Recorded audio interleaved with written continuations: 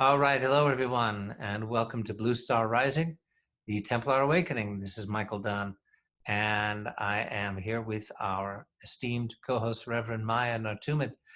Hello, Maia. How are you doing? Well, I've been better, but I'm here today and I'm going to shine my light on you. Right, we've had a little adventure here, folks, in terms of strange interferences. Um, every laptop in Maia's household would go on and then mysteriously go off as we were setting up her usual on-camera setup.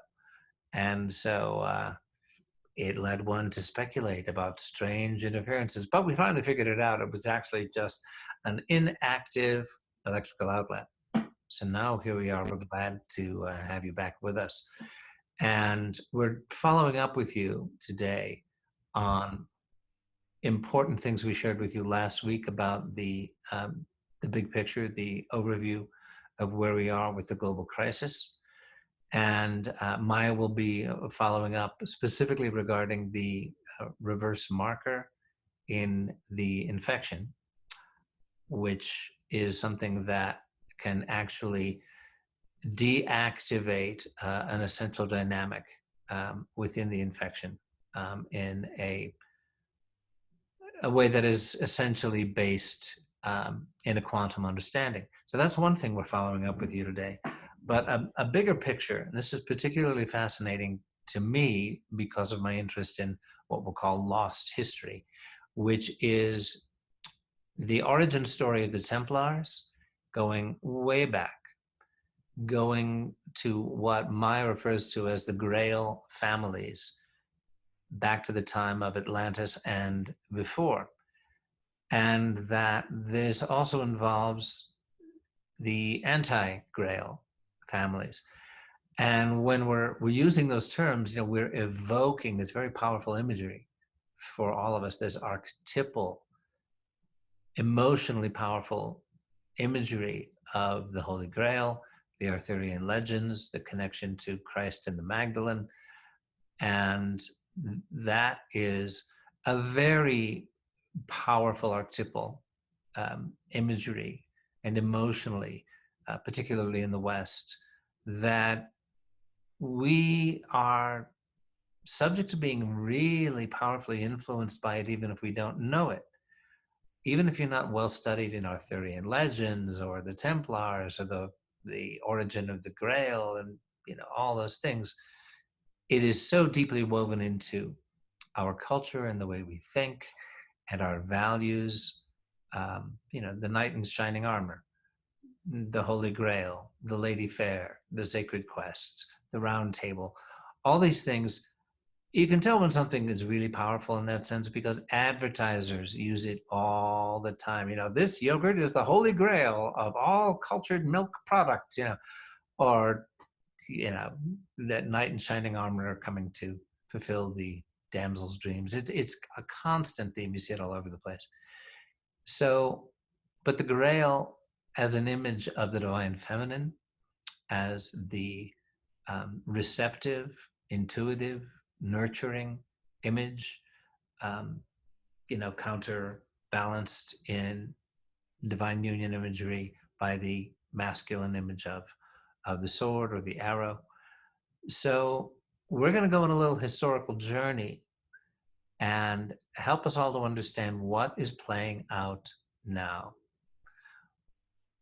It's grounding and somehow reassuring to be able to land what's going on now in a coherent story that makes sense to us.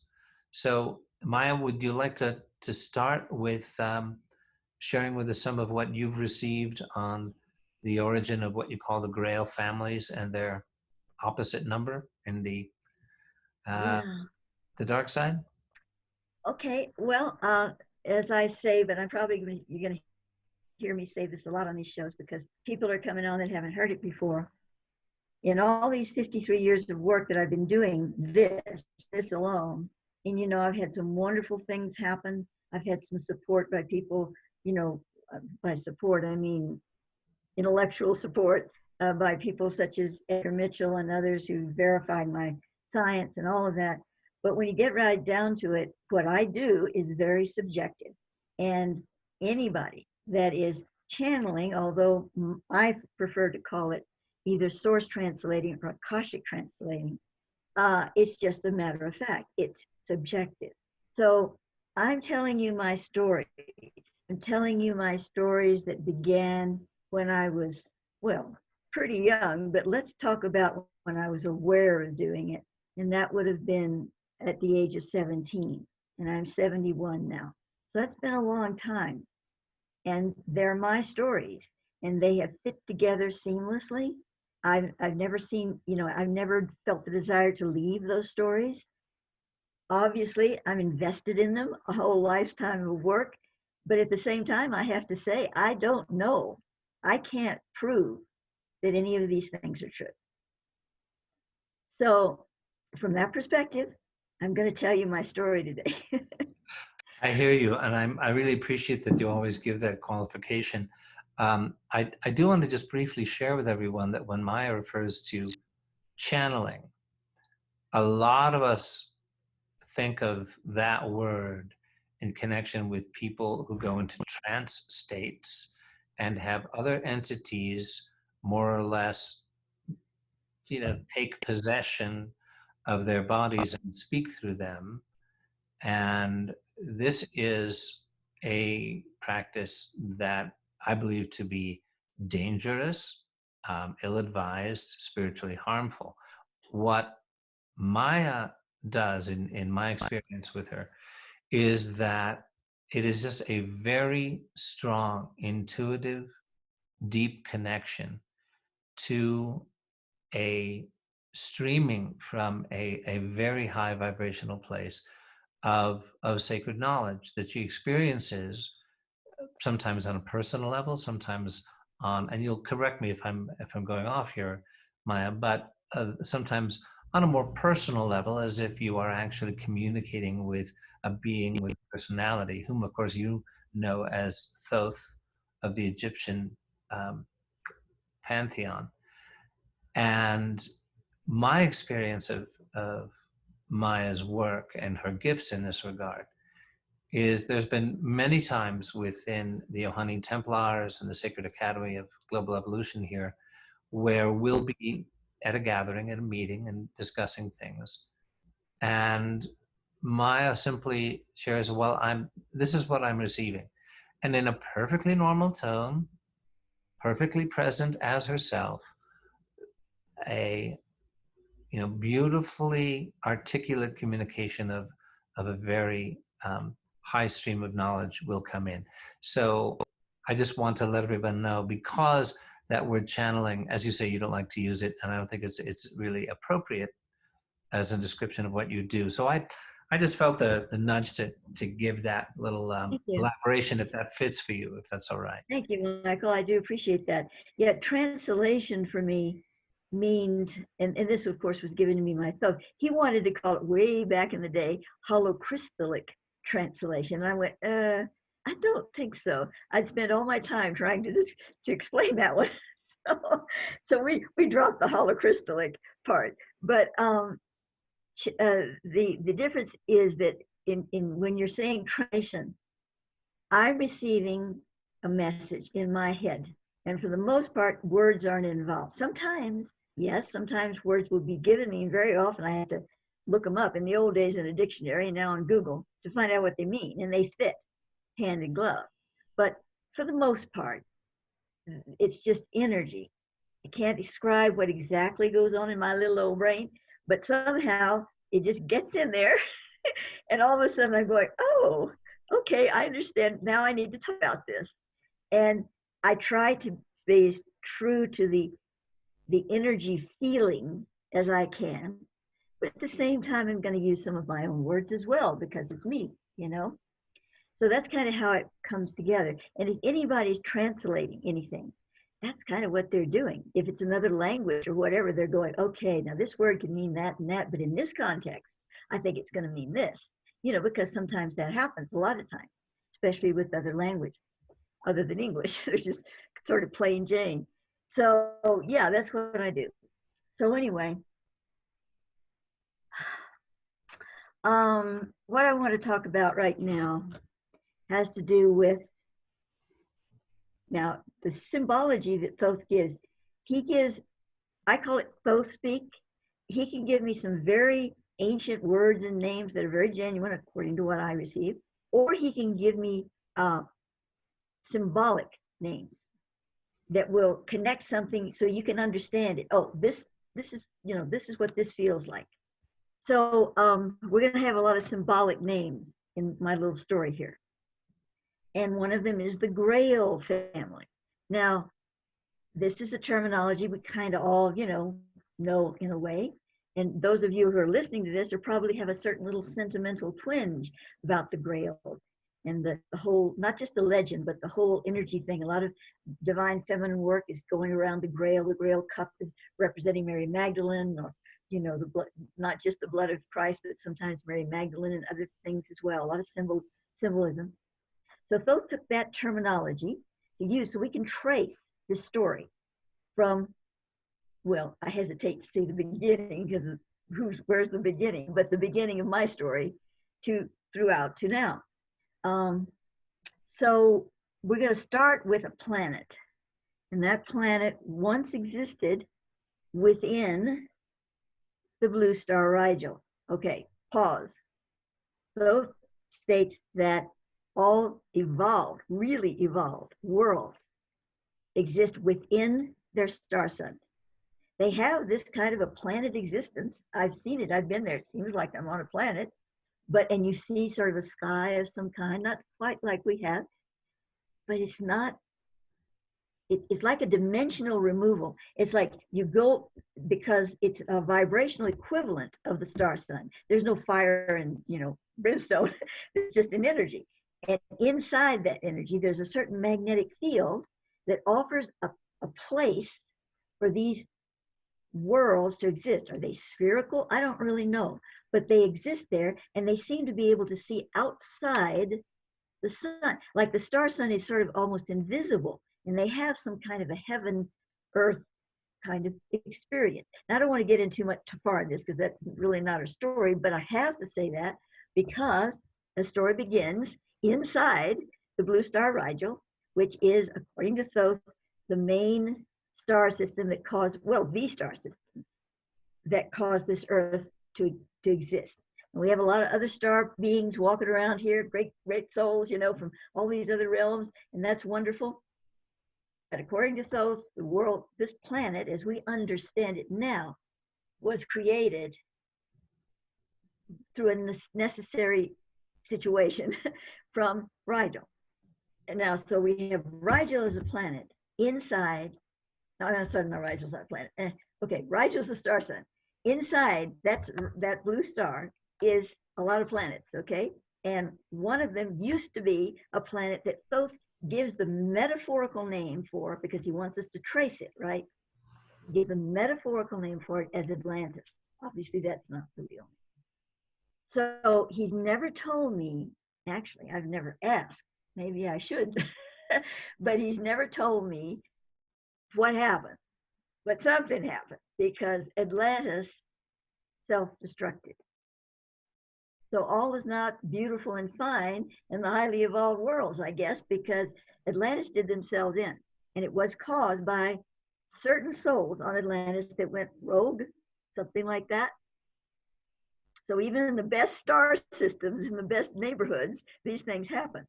And so, okay, so we have this rogueness, and the star just explodes, it disintegrates, I don't know what. Well, apparently it was a very key balance, because inside the system of star suns, planets gathering, I'm going to call them planets, worlds, whatever, gathering within their star sun, it's different from how that we're rotating around here. There's a different setup. And when one just went ballistic like that, there was a karmic imbalance that was so severe. Now we're talking about physics, but karmic imbalance. It was so severe, it would have dragged all the rest of them down sooner or later, probably sooner rather than later in the cosmic year. So they created another place for this, and it had to be outside their realm as a germination energy place for this karmic experience to heal itself.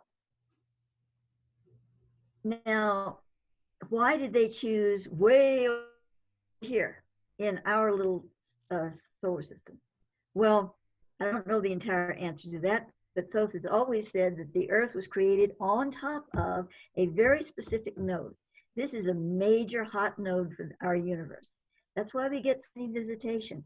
Everybody wants to come here because it's a creative node that they'd like. Either the beautiful spiritual ones want to help us, cultivate it, but the other guys want to take advantage of it. So that's, again, a whole nother story I won't go into.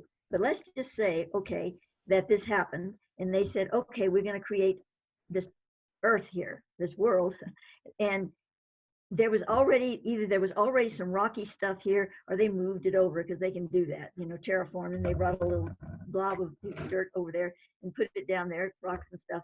And so there's this Earth forming, but they had never had any intention that it would be inhabited. It was intended as a flower pot for what they call the lotus reality. And then there's the stem of the lotus. This is all symbolic, of course. It comes down and grounds into that point, because then it can touch the node, but it can touch it within a matrix of the rocks and stuff. So they also had to, make sure that this rocky terrain was imbued with a soul. All alive planets have souls. The soul of the Earth, the soul of the planet. And I don't know that process, but anyway, so there was a soul that entered that experience. So we had Gaia sitting in her little nest in the Earth, and it was forming and going through its things, the volcanoes and all that, and finally it just came into this beautiful land and everything. All while this was going on, or at some point while all this was going on, probably this was preceding a lot of it, the lotus began to form. When it was right for the stem to be able to connect, whenever that was, whatever period, that started happening. So you had the lotus and the stem. Well, in the lotus reality, I have a lot of information on how we existed in that. I say we, the souls that came in. It wasn't just the souls in Atlantis that had, made a mistake and gotten things in trouble. They had to come and work some of this out too. But many souls came down and they said, oh, this is beautiful. We're all going to get together here. We're going to do some major healing. We're going to work on this. And then we're going to escort it back to the blue star. Well, things often don't turn out like you planned them. So what happened next was that somewhere along the line, there were souls that said, what's down there? That looks kind of nice. Let's take a look. And they came down, Jack and the Beanstalk, they came down the beanstalk. They came down the lotus stem, not walking down it, of course, but energetically, they started flowing down. Well, the system of the Earth at that time was not geared to accept that unless actually left the light inscription that had been formulated for them to exist in, like embryonic fluid. So they had to leave that light inscription and they had to go down there. And I don't know the whole story, believe me, I don't think I even want to. But somewhere along the line, other souls said, they're not having a good time out. We need to go down and see if we can help them out. And one thing led to another. I don't know all the picture. It sounds kind of simplistic the way I tell it, and I'm sure it is compared to what really happened. But one by one, down came souls to experiment in the actual Gaia Earth. And they left the lotus. They left the light inscription. They didn't entirely leave the light inscription because there's a signature in our being, in our self, that contains it, but it's like, it's in status. It's not fluid. It's not connected because we've left the source of the lotus. So I'm gonna cut that story short because I'm trying to get to our main story, but one thing leads to another. So now we have not a civilization, we have people down at a point where the lotus was connected, and that would be what we know now as Lemuria. Mu looked a lot different in the beginning, but there was a landmass. It became later, a civilization or whatever. Then it was just a place, and they started coming down and they started creating there, and there were different things that went on. I don't know all that stuff, but anyway, it happened. And then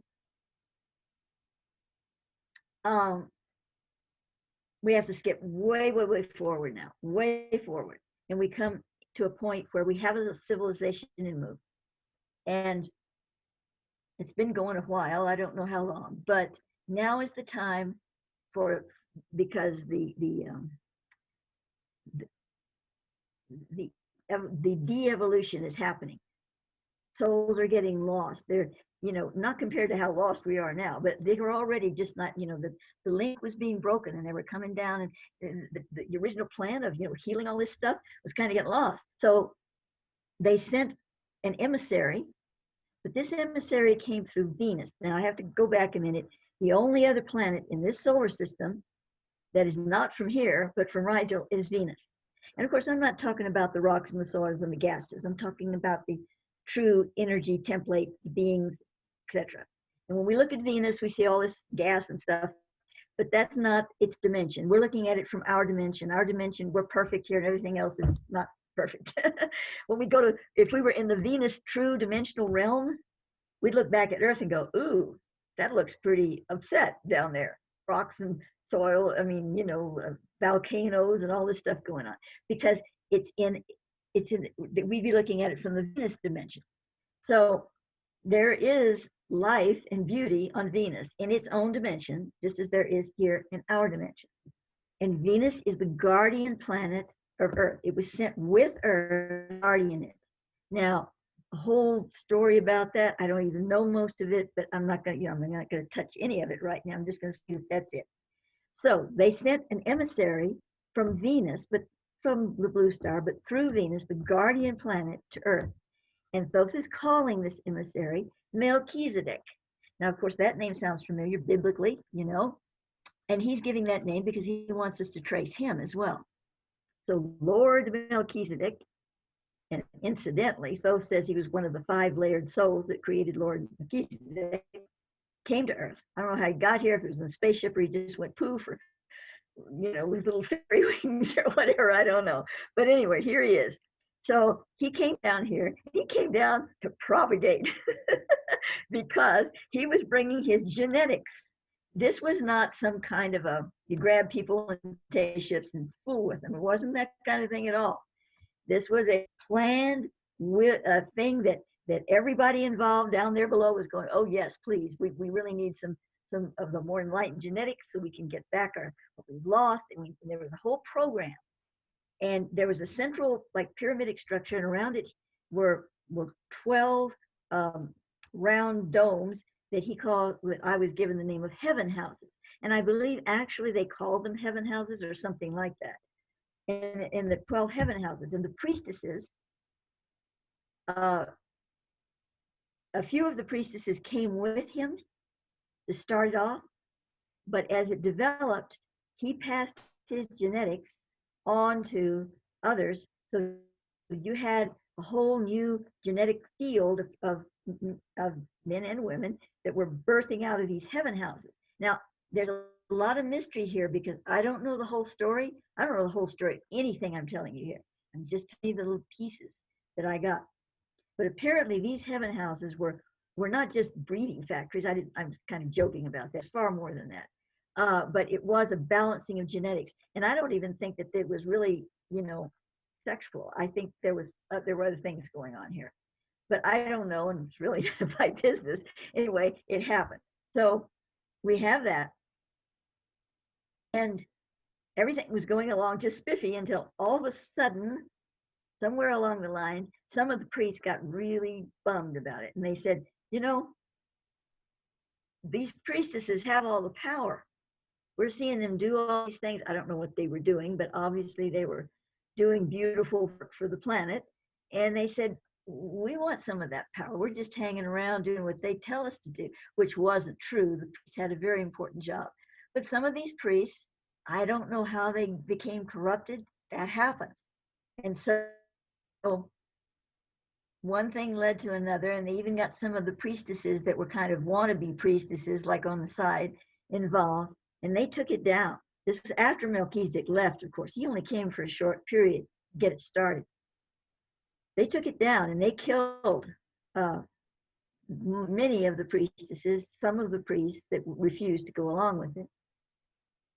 But quite a few survived. And some of them went, there were tunnels then. They could go underground to different places. These tunnels, incidentally, I have to say, the ultra beings that were guarding this whole thing, they had created tunnels. They had already gone into the inner earth and done some work there. And all of this, they were doing things before all of this other started.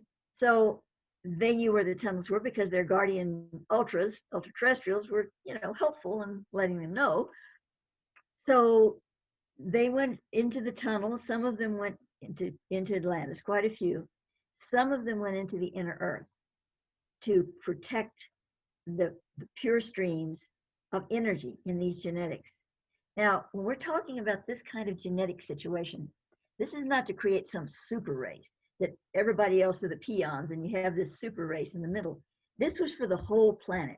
This was for every human being on the planet then and in the future, regardless of anything else. It was like, if you're on this planet, you deserve this enlightenment, these genetics that help you to attain that. It's not all in the genetics, but it's a very important part. So they were just little petri dishes to create all of this so we could everyone on the planet. So they had to preserve it. So a lot of them went into Atlantis, and then others, as I said, some of them went to the inner earth. That's another rather long story. But let's focus on the ones in Atlantis. So, okay, they survived, they got in Atlantis, they kind of got things started again. This is through time. And they wound up on in the province of Ruta, which would eventually become an island because there was a lot of rocking and rolling going on in Atlantis. And the island of Ruta would be the last bastion of true spiritual presence in Atlantis, because not right away, but eventually Atlantis really did what it did when it was the planet Atlantis. Remember? These troublesome souls, which Thoth calls Brukmur, something like that, Brukmur. He says that's an old Hibernian name for them. Anyway, they started doing their stuff again, and in the island of Atlantis, or the continent of Atlantis. So finally, there was nothing left that was of a really spiritual, together, organized light, but on Ruta. And that is where, now here we're going into metaphors again, the kings and the queens of the Grail family survived. Now, they weren't real kings and queens. They didn't rule over anybody. But Thoth is giving that terminology to get the feel of the energies that they represented. They were the queen bees and the king bees. They contained the germinating honey, the essence of it all. And it had been, a long time that the genetic and both the spiritual energies had worked to get to that point. Now, they had families, they had other people around them, and they weren't like royalty sitting on a throne or anything. They were people. But they had that royal genetics in them, true royalty, spiritual royalty, that they were going to share with all of humanity through their progeny that was going to go out and be fruitful, and all over the place. So they were sitting there on Ruta, and then the next thing happened, and that was that Atlantis got so bad off. One thing led to another, and then they tried to correct the genetic situation, not the ones on Ruta, but these other scientists. They said, we got to do something about this. And they went back in time and tried to fix the genetics, and they created what Thoth calls a time tsunami.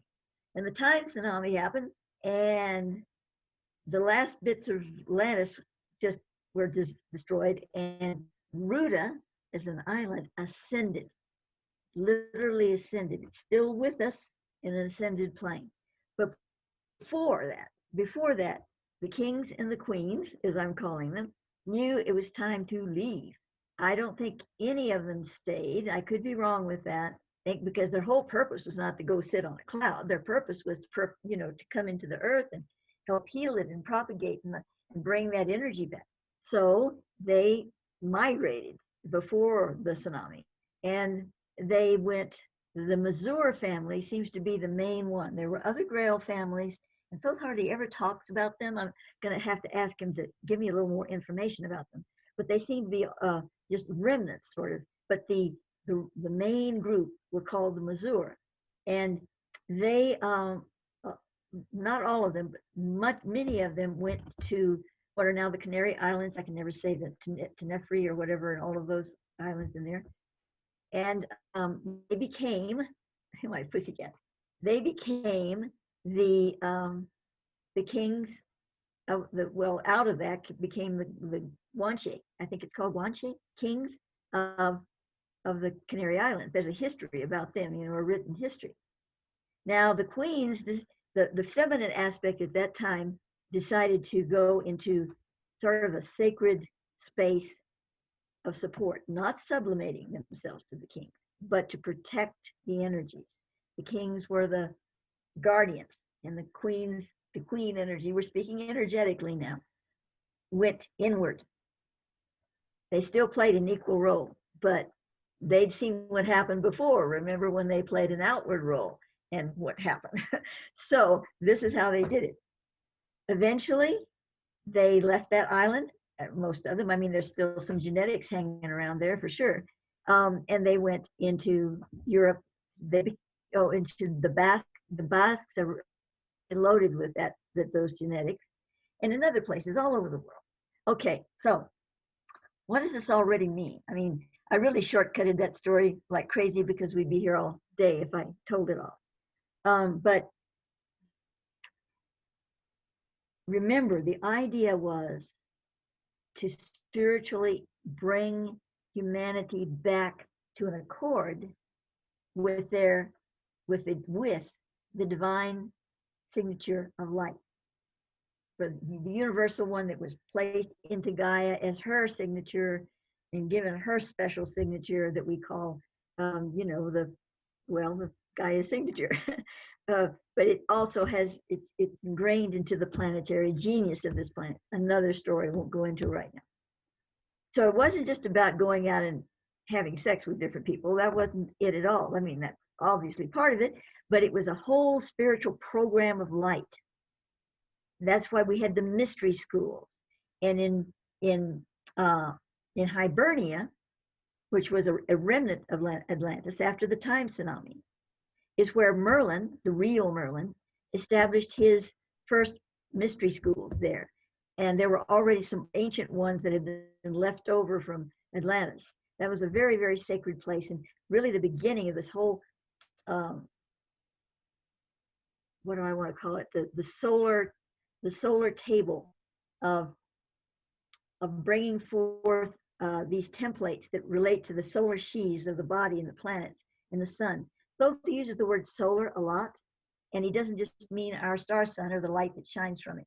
He's talking about we have some kind of solar emblem within us that shines out, and we are solar beings, and so it means we're star beings, obviously. So all of this needed to be preserved and then brought forth to the people, and the wise ones knew that it wasn't going to happen overnight. They'd seen all kinds of obstacles. I mean, a time tsunami. I mean, they'd gone through all these things. Sounds like me and my computer woes. But anyway, they'd gone through all these things to get where they were on this little Hibernian, peninsula or whatever. And what were they going to do? They realized that it wasn't going to happen overnight, but they would not relent. It had to be done. So what they did was establish channels for this spiritual energy to continue as long as it took. So we have those channels in all of us, because all of us have some of those Grail genetics. All of us do. I don't think there's a person on the planet that doesn't. I mean, I'm making a big statement there, but I really don't think so at this point in time. And if there is somebody that doesn't have them, and they're an ensouled human being, they're going to be taken care of. They're going to be brought into the fold. And in a lifetime, maybe not this one, the next, they will somehow get those those genetics, because nobody's going to be left out. Just like Bernie said, no one's left out. Everybody's brought in. And so that's that story, and it's bringing us up to date. If you look at the horrible things that went on, with Hitler and all of that, and the genetic breeding and, purifying of the race and all that stuff, this was a horrible, contorted distortion of the truth. Usually dark forces can't make stuff up completely. They have to grab hold of something that's true. And then they go, how can we make this work for us? We don't like this all-inclusive business. How can we bring it down and make it work for us and just us? And that's where they take the beautiful, true stuff, whatever that is, and they do a little knitting on it, and they create their own socks that fit them perfectly. So that is what that was about, And you have to remember that Hitler, he was all into metaphysics and everything, and he had people sorting all these things out and going into trances. He was, they were touching some pretty dark stuff. So they had access to information, but not spiritual wisdom or light. So this is where we get into the Anti-Grail. And this is important right now. And I don't want to, get all grungy with a lot of Anti-Grail stuff, but I do want to talk about it just a little. I had my material. I was all ready to read on that, and now I don't know where it is, of course. It might be right here. Just a moment.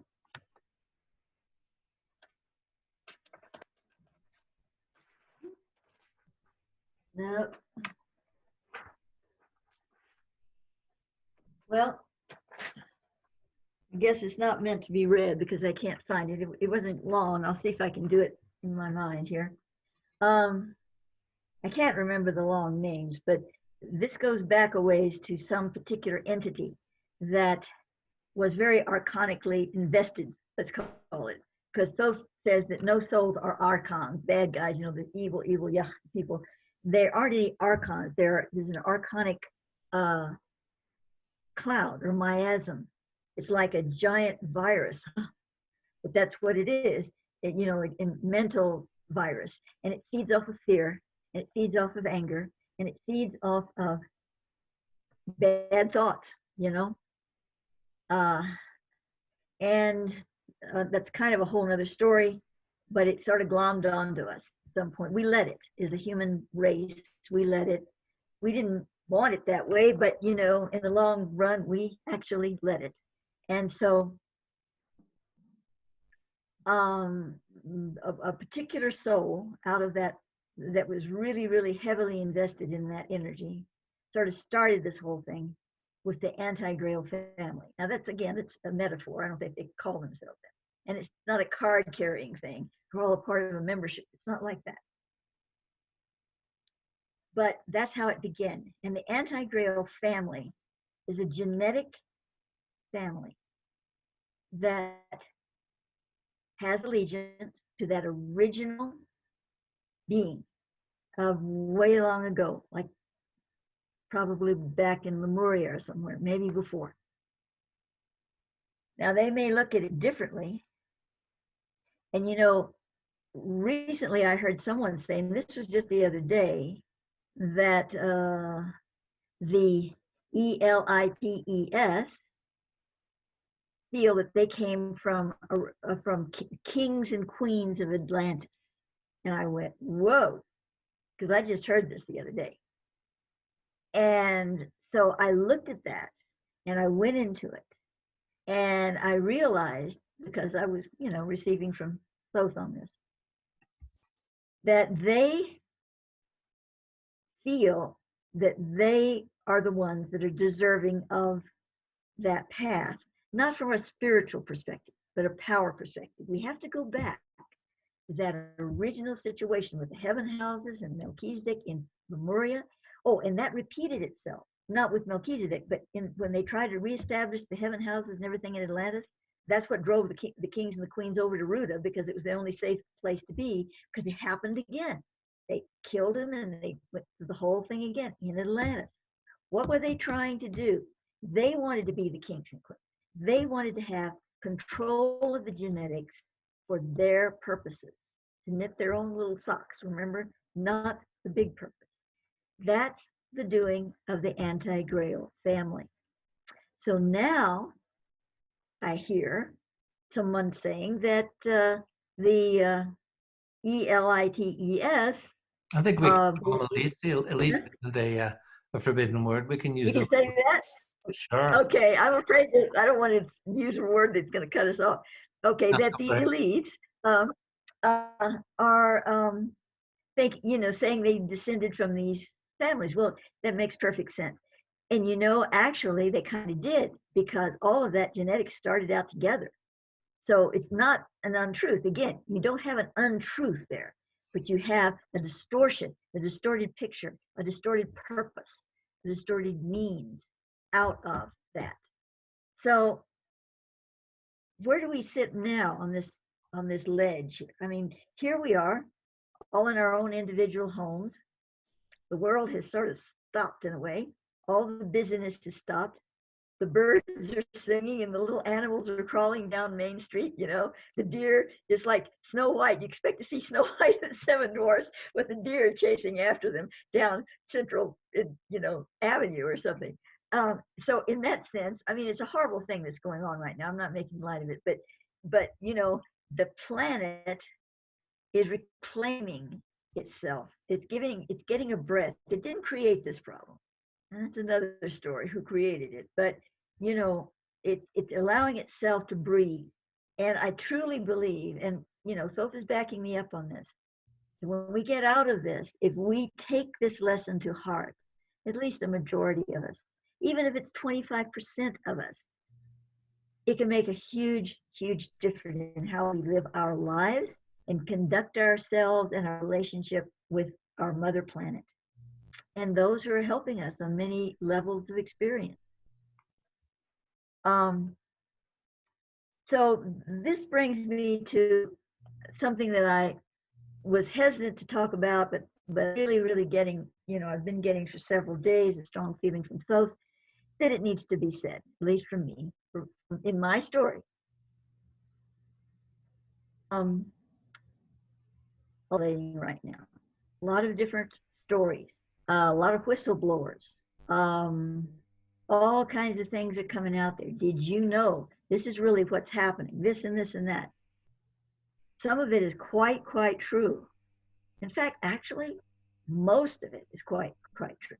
The problem is that there's the owl, as Thoth calls them, the One World Legion. And now, as I talked about in the last show, they've divided sort of more and more, dividing into two sections, the old guard and the new guard. Thoth calls the new guard rainbows, and he started talking to me about them, that they were going to be taking a real place. He talked about that back in 1994. So we have a lot of information going on out there. A lot of it's true, but there's really, really key stuff that is not. Because the way they work it is they're not going to lie from the beginning. They're going to give you a little pie of truth, and they're going to put inside it the poison apple. So when you take that big bite, because it looks all sweet, good, and wonderful, you're going to get the sweetness, but you're going to get that poison bite as well. And you're going to swallow it along with the good stuff. I'm not saying everybody is, but that's what's kind of happening now. And he's warned me about this, or showed me about this, for many years, but it's become extreme now, because people are getting more desperate on both sides of the fence. The regular person is going, I don't think I can take this anymore. Something's got to change. And the people on the other side of the fence are saying, oh my God, they're waking up. They're waking up. We got to do something here. And those on the other side of the fence are dividing off. I don't think I like the way you're this over here. We need to do something about you too. Maybe we'll take this away and we'll do that. They're all they're fighting against each other. They're all fighting with each other. And then they're scared of us, the people, because we're waking up. But that's why they want to fill us as much poison apples as they possibly can in all those sweet pies. because we're waking up to the truth. We see the truth. We want to take a big bite of that truth, and then we get a little bit of poison. And it only takes a little bit of poison.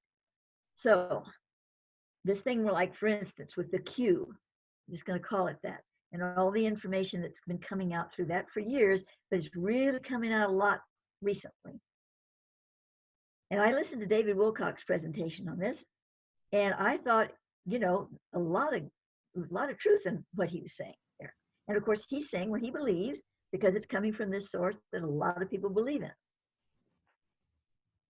But there's a lot of poison apple in there that they want you to swallow as well. Now, I'm not going to pick all of that apart. You know, that's not really, I don't feel that's what I'm supposed to be doing. We all have to think for ourselves. I'm just giving you a little cue here to look at all of this. And, you know, again, you don't want to throw out the baby with the bathwater, but you need to separate it all out for yourself. Take a look around you.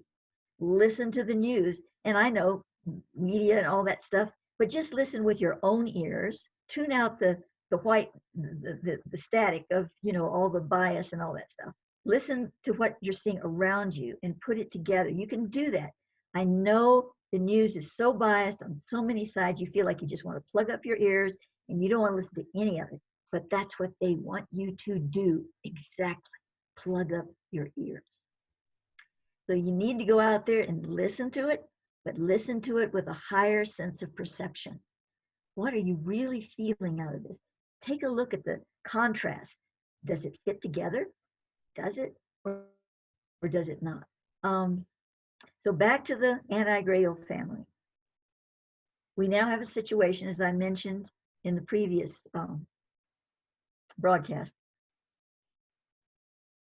where the rainbows, and you know, Thoth calls them that because they want to shine little rainbows all over the place, but really, again, they have little poison darts behind all those rainbows. So the rainbows have this whole idea about how they're going to remanage all of this. The old owl, they're finished, they're through. We don't want, you know, their way isn't working anymore. We want a new way. And in their new way is no more pedophilia. Well, that's wonderful. That part is wonderful. They're not doing it because they just, oh, we don't want any more of the horrible stuff. They're doing it because it doesn't work for them. The blood sacrifices, the witchcraft, it is not working anymore. I can't even go into the reasons why. Both wouldn't want me to put there. Just can't, and I don't know it all anyway.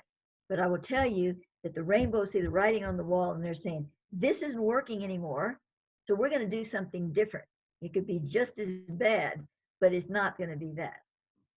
And the old guard is saying, no. We've got to do this. We've always done this. We've got to do this. They're holding on to their blankets and saying, no, don't take it away from us. So there's a thing going on with this. And that's when, and I've repeated it, I'm going to repeat just a little of this for those who hadn't heard it before. That's when, very recently, the architects, who are the ones that created all of this stuff, talk about that they're the real Grail family. I mean, their minions are on the top, but they're the ones that hold that, and they're mostly in cavern areas. They said, you know, it isn't working anymore. This really isn't. The rainbow's right about this, but we don't want to disappear too, because the rainbow wants us to disappear as well. That's not going to happen, is it? So they took over a project that had been going on for a long time with the old guard, with all of them actually, to create a virus that had something in it. Talk about a poison pill. The virus is not much of any compared to what's inside it.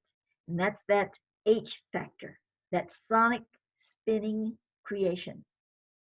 That when the virus, if you finally survive, if you survive the virus, the H factor will embed into genetics. It embeds into the cell, but then it goes into the genetics. It uses the chromosome to do it. The Y chromosome, which really looks like an H.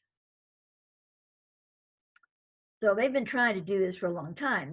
The whole owl had been trying to do this for a long time. They couldn't get that just right. Well, the architect had contacts. They got it, and they delivered it. And they had the rainbow help them, because they were going to make a little deal with the rainbow. So they had the rainbow help them. So all of a sudden, the old guards are going, oh my God, they did it, but now we're out of the picture because we don't have control over it. It's something that's controlled remotely through 5G, and 5G actually makes it dangerous. So if you turn 5G off, you turn all of it off. I'm talking too much. Oh, I'm not supposed to say that. Yes. If you turn that off, if you turn FIVEG off, then you would. Right. Just It would all die. excuse me for having cut into the stream here, but Yeah. for purposes of avoiding censorship, which is now quite on a batch Yeah. top, we should generally refer to the infection and also to what were we calling it? Yeah, and I know that. I just got carried Yeah. away. So we'll refer to the infection and fifth generation. In terms Infection and of the fifth new generation. telecom Right, Wi-Fi right, right. network, which is a microwave wireless radiation network that has been proven scientifically to be extremely harmful to human health and the environment. That would be fifth generation, and we'll refer to what we all see happening around us as the infection. We may end up having to go back and edit this a little bit for that, because there are robotics, the sensors Yeah, robotically there are. catch the word, and it's getting quite over the top. I mean, David Icke had a video out a couple of days ago which explicitly linked these two things. And the BBC, which of course is, UK establishment, the rollout is very heavy in the UK with very harmful consequences. The BBC put pressure on YouTube to delete David Icke's video, which of course, as usual, only increased its profile, only increased the awareness of it. Suddenly everybody's going, they've censored David Icke, you've got to hear this, we'll post it elsewhere, we'll post it elsewhere. It's the typical mistake that oppressors make. And the British seem to just keep doing this over and over again. Like the Easter Rising in Ireland. Oh, let's, this totally ineffectual rebellion, let's hang the leaders. And Ireland went up in flame in rebellion when they did that. So they push it and they lose. That's what happens. Anyway, exactly. I'll really try to be more. I'm pretty well run down here, because I talked a lot about the marker in the last episode. That now I both gave me the reverse marker that can, take the spin out, and what to do about that and everything. That's on the first broadcast. If you want to watch that, we'll fill you in on that. So anyway, I've talked an awful long time, so I'm going to stop for a while, Michael.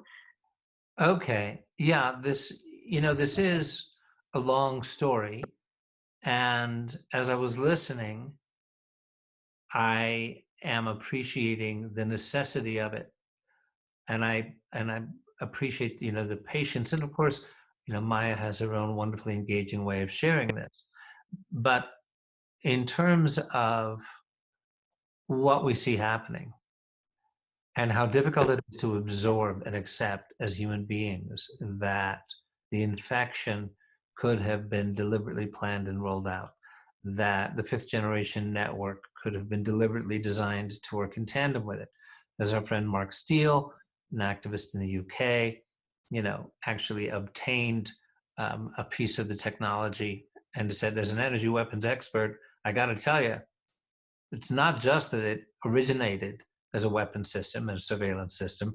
This particular configuration of it that's going up into every LED lamppost in his whole region of Gateshead in England, it's a kill grid.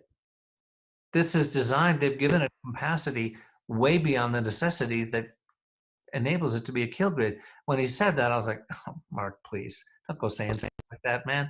It's, it's hard enough, to break through people's cognitive dissonance about some, fifth generation Verizon will enable you to the cute grandmother is able to talk to her son in the middle of the laundromat during the Super Bowl. Isn't it sweet? Okay, right. And please, it's difficult enough to get people to understand that this is lethal to humans and is accelerating the sixth extinction event on planet Earth of the biosphere, let alone to tell them that there's street lamps going up on their street that has kill grid capacity. Well, this is what David Icke came out and made the link. Everywhere that the infection is intense, 5G towers have recently been blanketed, right? So And you know, the link, even if the link were only that EMF and Wi-Fi and microwave radiation have been proven over and over again to be harmful to the immune system. Even if it were only that, we're being told how important it is to strengthen our immune system in the face of the infection. And of course, wash hands, social distancing, all that good stuff. Even just that link would be enough for everybody to go, whoa, you know, 3G and 4G are working well enough. We're having this conversation. You get to watch your movies. The Internet of Things and artificial intelligence getting amped up to the point where your baby's diapers will alert you on your cell phone when the baby goes wee wee. Okay. Don't know if we need that, if the cost of it is, you know, a lethal pandemic. Right. So there's obviously, you know, other agendas behind it, and what Maia is describing plays into that story. And so it's very difficult for most of us because of, you know, the cognitive dissonance. You just go, I can't compute this. People would do that to each other for what? For some kind of power thing, some kind of greed. You want to mute there if you're gonna. Let's not Yes, have. I know. Right, we've got Alexa, our omnipresent expression of Bill Gates' invasive presence in our lives. Okay, she's unplugged. Yeah, Alexa said, have you taken your mandated vaccination today yet, Maya? Maya, have Right. you taken your mandated vaccination today? Right? Thanks, Bill. Anyway, that this story, even, you know, it's like Maya says, you don't have to believe it. It's totally subjective. Treat it as a legend, treat it as a myth, treat it as a story. And for me as a storyteller, what I think to myself is, okay, does this story have resonance and internal logic? And is it compelling on the human level such that it helps me understand what I see in front of me? And that is the power that I'm receiving when I listen to you tell this, because when you get right down to it, the dynamic you're describing is between people who decided that for themselves they want power over others for their own glorification, gratification. And then the more evolved souls want power with, power for the good of all. That, you know, power sourced in the divine, power sourced in Ubuntu, you know, the common good of all. That doesn't go to communism, folks. This is free enterprise, the free manifestation of your heart's desire. Go and create and be free. You can be an American too, because that's the way I look at it. But it's when you talk about the Grail families as being the inheritors of those paragenetics, by which we mean soul genetics, as well as the actual genetic stream, and that, as Maya says, was intended for all. We're bringing these higher genetics to the entire human race. This isn't some, you know, eugenics program like in Nazi Germany. You know, this is not that kind of, you know, BS master race Aryan line. And so you have these families who have done, you know, sufficient research, or they've got, you know, whatever their source of information to say, hey, we are the kings and queens of Atlantis, and we have a right to be the overlords because that was always the way it was back in the good old days. So we're still here. And they believe that about themselves. As I think David Wilcock was bringing this up. Yeah. And, you know, that kind of monarchy is what has given monarchy a bad name.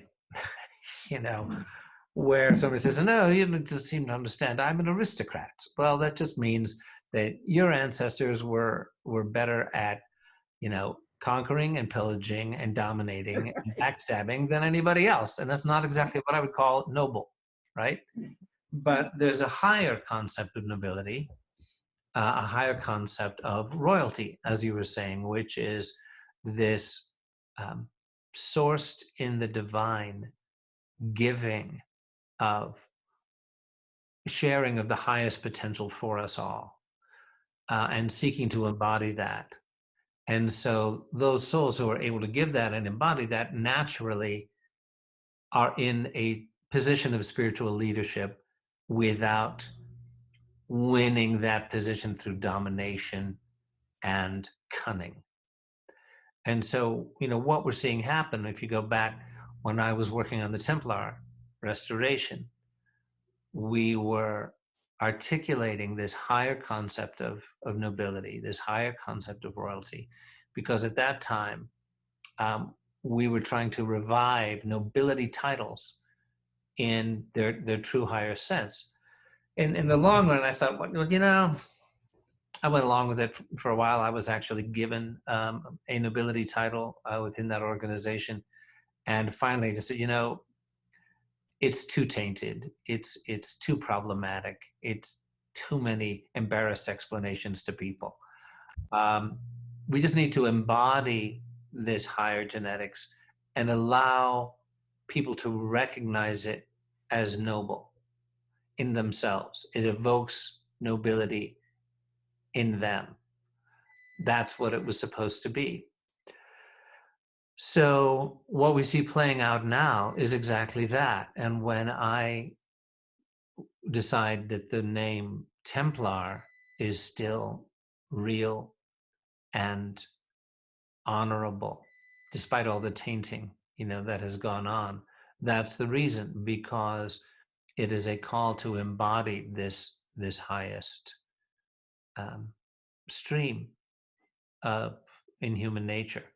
So that's a way of us understanding what we're seeing playing out.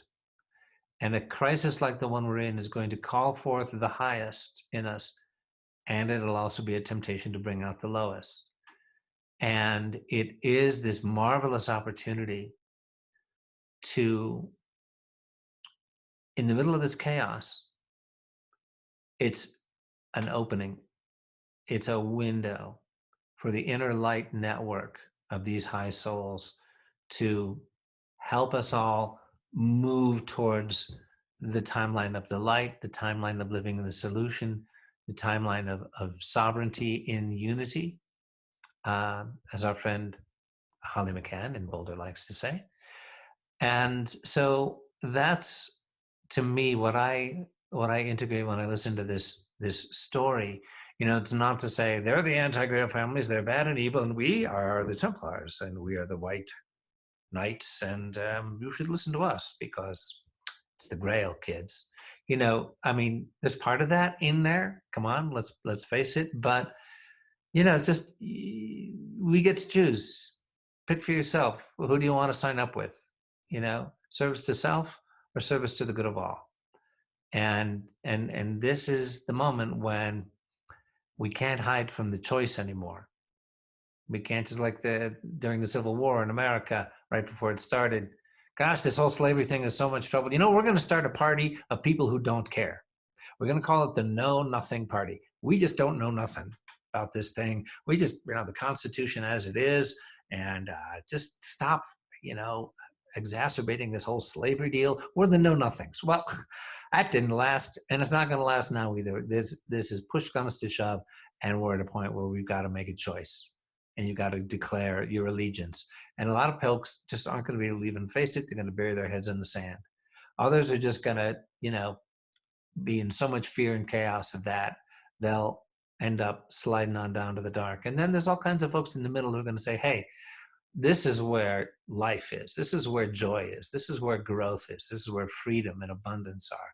I'm going with you guys, or at least the chance for freedom and abundance. It's so important for me that here on Blue Star Rising, that people understand that we are nonpartisan, that we are not about pro-Trump, anti-Trump, red, blue, left, right. And it's a key thing, because whatever else you can say about him, he's got sufficient magnetism, and he's sufficiently good, at what I call 3M corporation, which is the 3M stand for me, me, me. And that's, kind of what he's about. to all intents and purposes. But he's got the kind of magnetism where he makes it all about himself. He is so polarizing and at the same time so magnetic that we spend all our time talking about him. Oh, Yeah. maybe he's the hero, maybe he's the villain, maybe he's both, maybe he's brilliant, maybe he's a genius. It doesn't matter. The guy is a distraction. He is a huge, polarizing, divisive, tribalizing distraction. And I totally agree. at Yeah. least he's not Hillary. God bless him for Mhm. not being Hillary. Okay. Now, Yeah. everything else, there's a lot of other stuff that's gone down since he came in that's appalling. But, given the agenda that we know, um, the elite at the DNC and, the Clintons, the Bushes, Jeffrey Epstein, Prince Andrew, etc., were part of. I just think it's really important. And so I just wanted to put that out there. I respect where you're coming from on it. And I think there are other indications when we're trying to find out, okay, all kinds of good things are happening. Looks like, wow, pedophile rings are going down. Sealed indictments seem to be rolling out. Wow, if there's a major arrest and some high profile person, is seen in handcuffs being led into a courtroom, if all that's going down, what are the indicators when the new wonderful new world starts to get rolled out? What are the indicators we need to watch for that it's a new version of the old guard? To me, Exactly. it's not about whether people are praising DT or not. It's about transparency. It's about whether blockchain technology, which is behind cryptocurrency, is put into place in ways that absolutely guarantee the integrity of elections, that guarantees Mhm. self-fulfilling contracts, transparency, and that remove the ability to go behind the scenes with centralized control and corrupt and dominate and destroy democracy. You know, that's the areas where we can see whether the rainbows are moving in to just insert, another level of control, as they've historically done. If you look at the history of the banking families, they'd ally themselves with the kings. Revolution was going to topple the kings. Lo and behold, up they come, and they've bankrolled the revolutionaries, and they end up on top with the new regime. They did it over and over again, and they're going to try to do it this time. Yeah. As you say, this seems to be a pivotal turning point flip. This isn't just another, revolution. Um, Yeah. so Yeah. anyway, I know Well, that's we kind have. of a lot. I'm going to go. I'm going to go turn off the dishwasher, which is going like that. Okay. I'll be right back. Okay. Well, So can maybe you I want to talk while start you're gone? responding. Okay. Um, yeah, I really agree with Michael. The overall picture doesn't include some little orange guy, I was using it as a signal that that's not the only thing that's coming out in the wash that is misleading. But when all is said and done, if the pedophile reel is taken down, that's great, no matter who's doing it.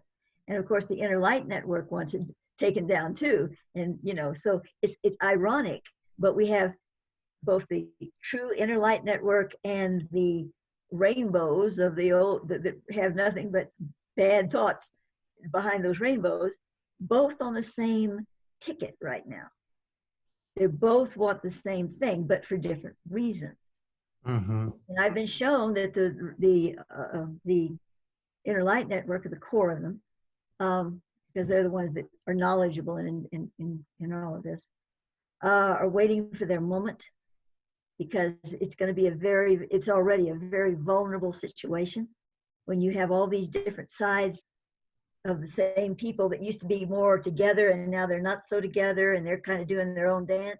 This is a perfect time for the inner light network to step in and resurrect the true energy in all of this. And that's what's trying to happen here, Yeah, yeah. I can. My warning was just more than anything, don't just, take it all in one lump. See what parts of it may be being seeded by the rainbow to lead you off into some other path with it, and take the good parts that they're there, and build on that. That there's a lot of interplay going on here, all over the place. Yeah. Well, one of the interesting things about the current situation is that the infection is such an intensifier of everything and an accelerator of so many factors that have seemed to be hanging in the air for years. Everybody talking about, oh, there's all these sealed indictments, it's going to break open. Pedophile rings, they're going to be taken down. Global currency reset, it's going to happen. Ascension dynamics, here they are.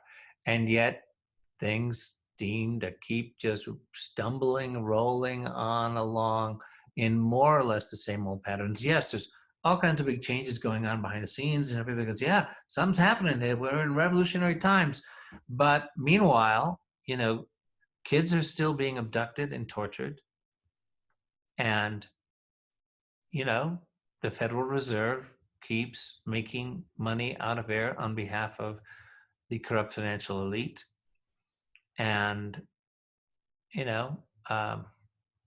wars keep being promulgated to increase the profits of the military industrial complex. And the earth continues to be devastated. So now with the infection, like something was going to give sooner or later. And, we often talk about how all the pockets of light coming up all around the planet with humanity, that for the dark elite, it just became a game of whack-a-mole. Stop it over here. Whoop, it's coming up over here. Stop it here. Stop it. And then it became too much, and they had to do something desperate. And I think this was where, the inner light network was waiting for its moment. The bad guys showed their hand with the infection. And that now the whole apple cart is being turned over, and all kinds of things are possible now that were not before. It's so difficult to determine how it's going to play out. Is the lockdown going to be lifted? Is the economy, going to recover? Is there going to be a second wave of infection?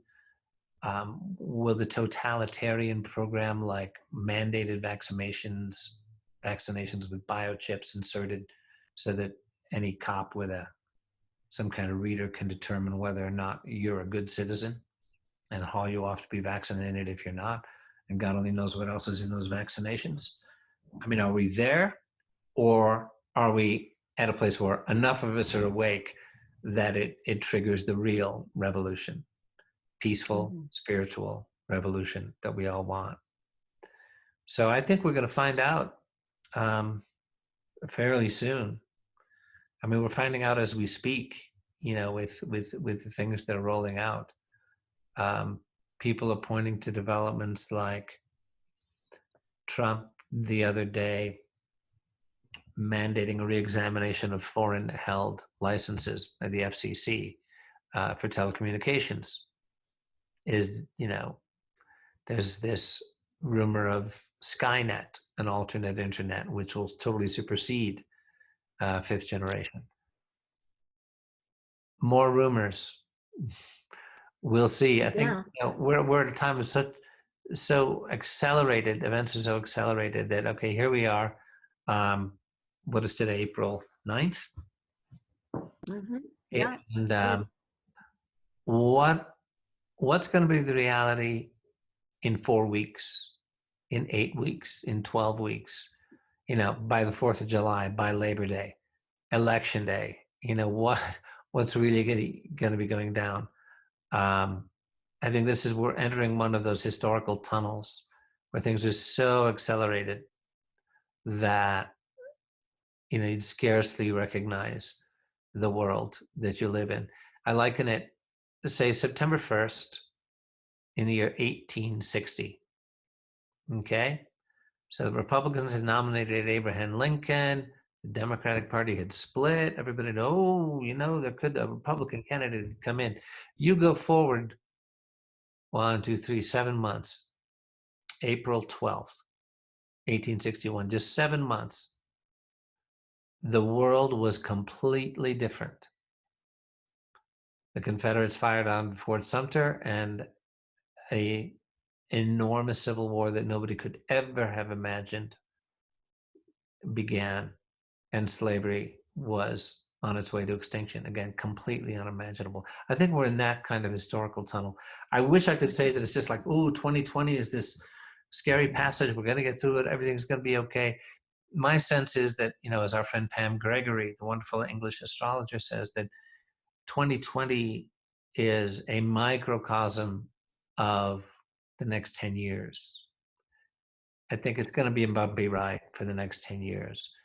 But I feel really good about the gathering of souls, the awakening of souls that we see happening, and that, we're doing our part to be part of. That this gathering will grow, this family will grow, this Grail family is growing. Mm-hmm. And, the response, even just so far, to what we've been sharing here has been very encouraging. So anyway, I'm going to pause there and hope that you have something good to say, to share with our people, because I've talked a lot. Yeah. Those always gives me the light at the end of the tunnel.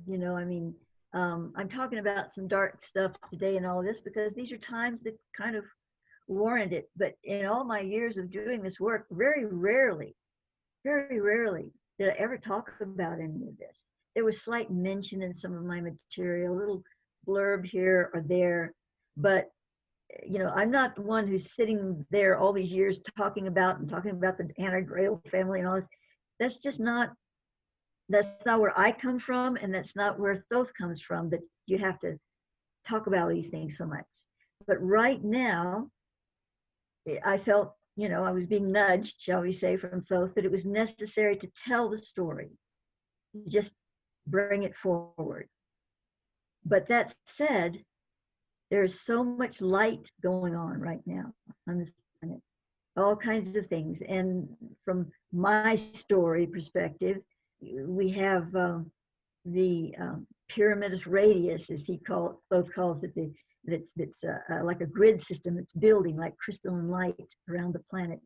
All these things are happening, and we can't see them because we're being, like Michael said, distracted, not just by Trump, but by many things. And they're distracting us from our true vision and insight in regard to being able to lift our vibration to a level where we could actually perceive these things. But they're happening, and they're happening on our behalf. So it is so important to really focus on that and focus on the light. But at the same token, not bury your head in the sand about what, the other side, what's going on. You have to be informed, and you have to inform yourself from your heart more than anything else. And then when you do that, then you have solid footing to turn and face the light. And that's what I strive to do every day. I hear you. Forgive me for having to step away. I was listening. There's two large, wonderful dogs here. And they suddenly burst into the room, and I didn't want our viewers to have to see me dealing with a large German Shepherd jumping all over the couch. So the heart activation is what I keep coming back to when I get, confused by so many things going on. I remember that if we are doing our best to live from our heart, and integrating the cognitive too. I mean, it's not like there's this dichotomy of heart good, head bad. No. We need to balance these things, and we need to balance the feminine and masculine qualities within each one of us, and that is, that balance can very much take place in the heart, where there is, understanding and forward manifestation in the masculine vibration, and there is compassion and receptivity and intuition in the feminine vibration, and a balance, living from a balance, acting, speaking, moving in the world from that balance is what determines this thing that everyone is calling ascension. You know, this Mhm. idea that humanity is being birthed into a new vibration, and that the earth herself, that Gaia, the ensouled earth, is also moving into a higher state of being. Um, and it's going to happen and be triggered, so I understand, when there's a sufficient number of us living from our hearts. And as you say, with the lockdown, you know, it's just fascinating to see how many of us are now being given a chance to just breathe. And um, anyway, that is really, you know, where the action is. I mean, in my spiritual path and practice, the lineage of Paramahansa Yogananda and Self-Realization Fellowship, I had the blessing of being counseled by a wonderful monk, Brother Bhaktinanda, who was truly a saint. And he would remind us, you know, when you are ceaselessly repeating the name of God throughout the day, what they call in India japam, right, which is a practice that many spiritual traditions have, rather than repeat the divine name um, mindlessly or by rote repetition, where you are not immersing yourself in the vibration of the divine name. Just imagine that your heart has a mouth, and that whether you are repeating the name of Divine Mother or of Jesus Christ, you know, there's the famous Pilgrim's Prayer, you know, Christ have mercy on me. Whether you're repeating that, if you're imagining that your heart has a mouth, and that these words are coming directly from the mouth of the heart, and that you are ceaselessly repeating. And if you come from your meditation and you have that river of devotion, of ceaseless repetition from the heart flowing, then it can carry you on through the day, and you can be present to, you know, your work and everything, and you've got this inner river going on. That's one way of activating the heart. And as you say, I've heard, you know, you said in our last show, it's not like you've got to be some great saint or some yogi or do all kinds of difficult spiritual exercises. Now, if you're called to that and that opens your heart and gives you joy, go for it. If you're called to a certain lineage or guru or teacher, pray for guidance and follow your heart. But if you're simply, you know, a good and loving person doing your best to see with discernment and choose to live from the heart, you are having an enormous impact on this ascension of humanity, that at some point, right, we'll reach this critical turning point. And I'd like to ask you, Maia, if you feel so prompted right now, to elaborate a little bit on your understanding from the Thothic stream of the ascension dynamic, or, you know, what is it? What, because people want to know, okay, well, when it happens, if it happens, what happens, and how do I know? And, you know, what's this going to be? Is there going to be some fifth dimension, some new earth? You know, can you address that? You know, in a way that Yeah. Well, I would I'll love. do it very briefly because you know it's a long story in regard to all the steps and stages that I've been given about it. So I'm just going to say briefly that it's about when we shift our vibration beyond a certain level, and we do it together. Not everybody, but as many people that create this 100th monkey effect. Um, we literally translate ourselves and the light codes of the planet to another level. It goes from world system 1 to world system 2. And according to Thoth, and my take is this pretty unique here, but that means that we go back into the blue star, but at another level, at a higher level than before. It's different, it's a new experience. But you see, from the Thothic perspective and from those beings, we see this vast space, like, oh, we're going to go way over there. There's no way over there. It's just another vibration. And so what do we experience? Well, a lot from what I've been given. There are various stages to it all.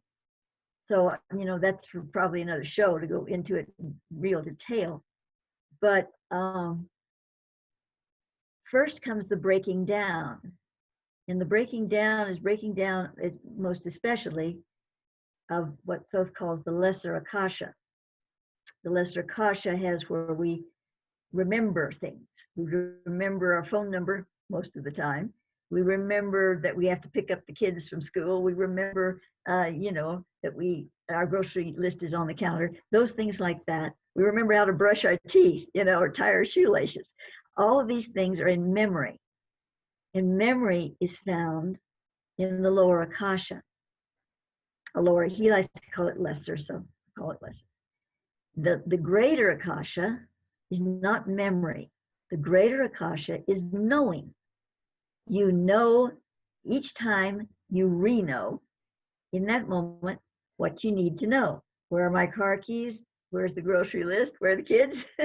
You know, you have it immediately coming to you, not as a memory that you've learned, but as a response from the universe that gives you the whole picture in a much more enlightened and constructive way, instead of this memory that kind of, you know, is not quite right because you've been memorizing it for so long, it's lost its efficacy, you know. So what we're having to do right now is break down the lower Akasha, or it's happening. We're not doing it, it's happening. And as it breaks down, you know how it gets like, oh my gosh, I think I'm really not thinking correctly. How could I not remember that or this? And I'm not just talking about us oldies, but young people are doing that too, you know. And it's because it's breaking down. Does that leave us as a bunch of zombies? No, not most of us, because what's happening is we're learning the higher. You know, it's like not learning. That's the wrong word. We're receiving the signals from the higher Akasha, because it's now the energies of the planet are reached a stage where we can do that, whereas before it wasn't. But it's a stage of, I keep wanting to say learning. It's a stage of progress. Now, there are going to be some people that aren't going to go along with that, and they're choosing not to. It's not like they're being left behind. And they're going to have a rougher time of it because they're not, you know, wanting to receive that enlightenment. Now, that's a dangerous place to talk because, you know, there's plenty of people that are suffering from dementia and all of that, and that's a whole different story. People have sicknesses and illnesses. This is a planet that's trying to heal itself constantly, you know. So I'm not talking about that. I'm talking about this extra thing that's going on.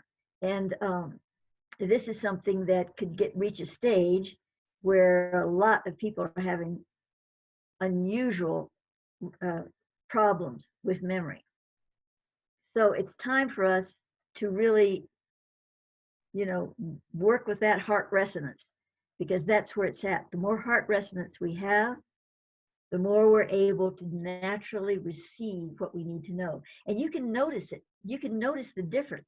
I notice the difference at times where the memory escapes me and all of a sudden I just know something. And I'm not talking about close talking to me, but just, you know, in my own everyday mundane experience. And I go, ooh, that was a different feeling. I didn't feel like I remembered it. I felt different. So it's already beginning to happen if you kind of watch for it. You know? So that's really all I'm going to say about it right now, because it's such a huge topic. Right, I see. Well, it's because these times are so accelerated, we're going to find out sooner rather than later, it feels like. Yeah. whether that's next week, next month, next year, sometime within the 2020s, these roaring 20s we're about to go through. I just want to, there's one other thing that I'd like to touch on, that's important to me personally, and to you too, I know as well. When we're talking about the Grail families and the Anti-Grail families, that the name of our channel here is Blue Star Rising, the Templar Awakening. Now, I love how what's come forward, in today's program has very much, shared and amplified the whole blue star dynamic here and what that actually means. And even if we just treat it as a beautiful mythic underpinning to what's going on, that there is this rising of humanity back into its native blue star vibration, that this is one way of understanding what's going on. And so it literally is, I mean, what we've shared today has literally been a description in some ways of the blue star rising within us. That you said we have this original spark of connection that still lives within us. And that, what is ascension? Well, it's a rising of our soul awareness to its divine origin, which for us happens to be in the blue star. And then there is the second part of our name here, the Templar Awakening. And we're unabashed about, claiming the Templar name and reclaiming it from all the bashing and tainting that it has suffered. The story that I've been through in my involvement with the movement to lineally restore the original medieval order. And that was done out of, high intentions, and was done pretty much according to every conceivable method and means that anybody could throw at us, in terms of chivalric protocol, customary international law, canon law, doctrinal succession, magistral succession, etc., etc. A great deal of care was exercised to set up a structure and then bring in the esoteric legacy, hopefully embody it, bring in, sacred union, bring in the Grail energies into this red path, as Thoth calls it, to bring in the white stone, the Grail energies into this container. Ultimately, the way that played out, my experience of that effort was that it is very risky to claim what I would call temporal power, worldly status, for geopolitical purposes and funding purposes, most especially for funding purposes. It was about the Human Rights Court, and when massive funding came to the table, well, we get to look at our flaws. We get to look at what within us, what within our organization is actually all about service to self, power over others, me, and what is authentic to an order of chivalry, what is authentic to the original Templar motto, non nobis domine sed nomine tuo, da gloriam, not unto us, O Lord, to thy name be the glory. And so we went through, our Templar community here in Colorado, and the other Templar communities that were with us chose to separate when we saw that the future of embodying a true Templar stream needed to divest itself from what had become, let's just say, a very worldly focus. And that's a very mild euphemism. So, um, so this Grail family story to me is so inspiring, and yet it's just so natural as well, that all these images and archetypes that move us of the Lady Fair, of Mary Magdalene, the Holy Grail, the Round Table, King Arthur, the Sacred Quest, all these things, which go way back beyond the medieval order, go to Pharaonic Egypt, to the Essenes, to the Sufis, back to Melchizedek, as we say. Um, the medieval Templars took a lot of inspiration from Saracen chivalry of Islam of the time.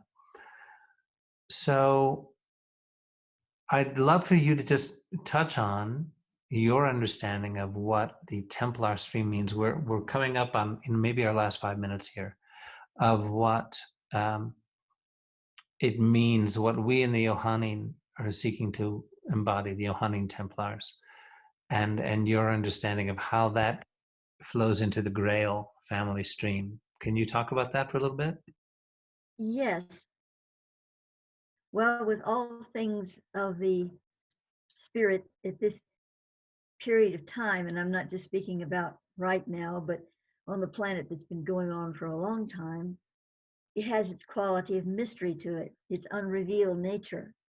And so I can't address that because it's unrevealed to me or anyone. But there's a intrinsic feeling of longing, I think, within all of us to follow that path, even if we don't know all the details. And we don't have to call it a grail path, but a lot of us do because it seems kind of right to do so from our past or past lives or whatever. And if we go back far enough, from in my story, we have the one child, not many, but one child of Yeshua and Mary Magdalene, who was conceived after his uh, so-called death and resurrection. And that child was John Martinus. And he had a very specific purpose, again, to carry forth the Grail lineage.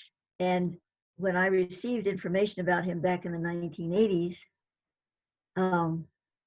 Thoth called him the first Templar.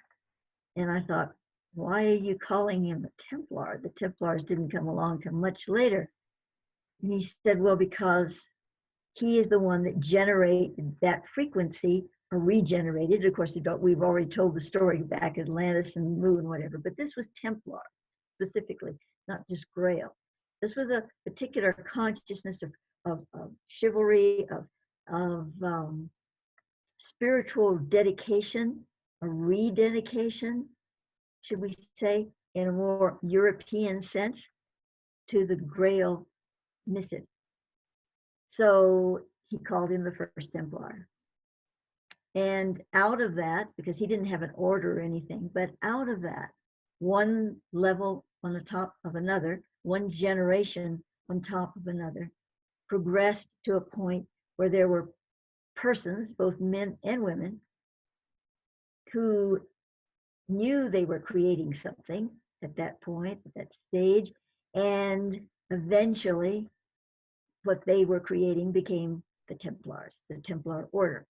But the outer presence of the Templar order was with the last stage of it before it sadly didn't end, because here we are, but was brought down significantly in history. So it was really just the last stage of a long, long progression of spiritual consciousness that was taking the message, not in proselytizing, if I've got the word right, but in spirit, the message of Yeshua, the message of the Christed One. And I speak of him that way, not in a religious sense. This is beyond that. That's a whole other story. But taking that energy and placing it on this plate of divine, for the divine table, and the table had to be prepared, and every setting had to be in place before that golden plate could be delivered to the table. and who carried that golden plate, but those that we think of later as the Templars, but long before they even had that name. So again, a long story, so that's where I'm going to leave it for now. All right. Well, thank you for that. And we'll probably spend an entire program at some point on the Templar story, lineage, history, unfoldment, and what the Johannine stream that we are seeking to embody here is really all about. So that brings us to the closing of our time together. And I would like to share, as we did last week, this will be our ceremonial closing every week. So we hope this resonates with you. This is a prayer that Maia has shared from her streaming. We will probably share other prayers as well in the future. But if you would like to be with us in this heart activating prayer, I'll share it with you now. We are present within the sacred heart of Gaia, the golden rose of kindred spirit. From the center of this mother light, so we expand our molecule of light, connecting it to every living thing on earth. We hold the frequency of love and compassion for ourselves and others, acknowledging the oneness we share as a commanding presence within our own sovereignty. We, the I and the you, have become together a divine receptacle of perpetual outpouring. It is the elixis mundi, the elixir of new earth orientation and eternal streaming. We may now define, create, and stimulate the sacred geometries of our future selves within the now moment. We affirm that we are the timeless fluidians streaming from source into all life. We illuminate our physical bodies and incarnational experience with sacred solvency. We become, in this act, entities of perpetual rising. Om, peace. So it is. Amen. Thank you, Michael. All right. Thanks, everyone, for being with us at Blue Star Rising. And we will see you next week. God bless. Be well. Bye for now.